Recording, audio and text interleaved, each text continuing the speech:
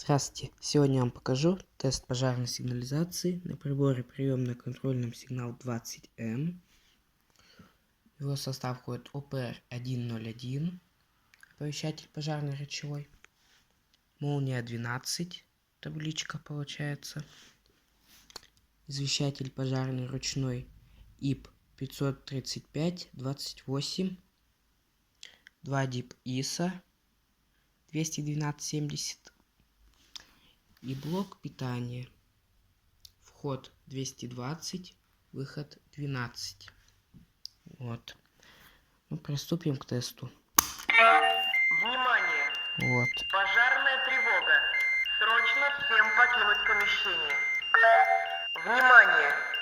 Пожарная Вот. тревога. Вот здесь индикации нету, так как это в программе заложено вот так вот. Тревога. Срочно. Вот нажал. Теперь восстанавливаю.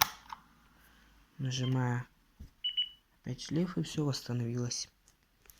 Вот. Сейчас делаем тест дип ИСа.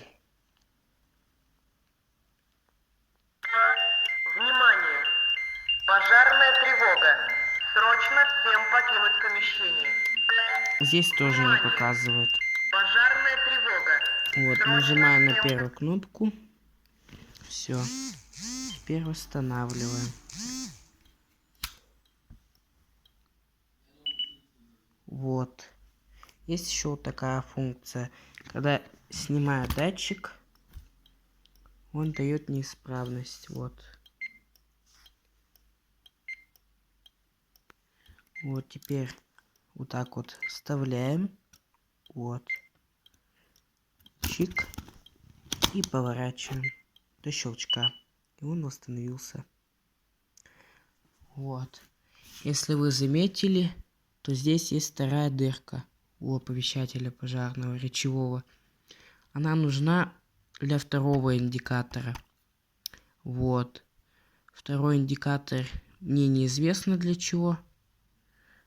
Но он получается, если в другой полярности подключить 12 вольт, он получается загорается в этом месте. Так что вот. Такой у меня сегодня обзор был. Всем спасибо за просмотр.